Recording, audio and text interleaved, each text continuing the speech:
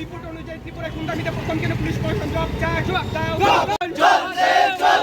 লড়াই লড়াই লড়াই চাই, লড়াই করে বাঁচতে চাই, হবে নইলে গদি ছাড়তে হবে, দিতে হবে, নইলে গদি ছাড়তে হবে, নইলে আন্দোলন চলছে চলবে, এই সামনে না ধর্ণা জিন্দাবাদ জিন্দাবাদ জিন্দাবাদ, ওই রাজ্যের বাইক কেন বিজেপি জবাব চাই, জবাব দাও, জবাব চাই, জবাব দাও, জবাব চাই জবাব দাও,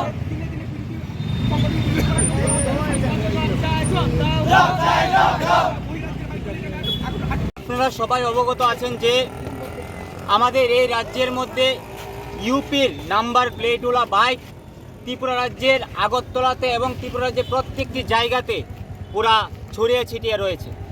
সেই ব্যাপার নিয়ে আমাদের সাংসদ এমপি সুস্মিতা দেব মহোদয়া ডিজিকে চিঠি দিয়েছিল যে সেই সমস্ত বাইকগুলিকে যারা যে বহিরাজ্য থেকে যে বাইকগুলি আমাদের রাজ্যে আছে সেই বাইকগুলি কেন এসেছে এবং এদেরকে যেন সিল করা হয়। কিন্তু আজকে 3 দিন অতিক্রান্ত হওয়া সত্ত্বেও এখনও পর্যন্ত একটা বাইককেও তারা সিল করেনি।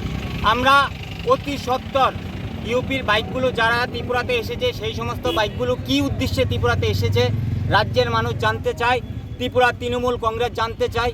তাই আজকে আমরা যুব তৃণমূল কংগ্রেসের পক্ষ থেকে আমরা ডিজি অফিসের সামনে এসে ধর্নায় বসছি। যতক্ষণ পর্যন্ত না সেই বাইকগুলোকে সিল করা হয় ততক্ষণ পর্যন্ত ত্রিপুরা প্রদেশ যুব তৃণমূল কংগ্রেসের আন্দোলন চলছে। আপনি একটু দেখা করবেন এখানে? ডিজির সাথে দেখা করব, না হলে আমরা বসে থাকবো। আমাদের মূল উদ্দেশ্য হলো সেই বাইকগুলো এই রাজ্যে কেন আছে মানুষ জানতে চাইছে, তার জন্য আমরা প্রশাসনের কাছে এসেছি। বন্দে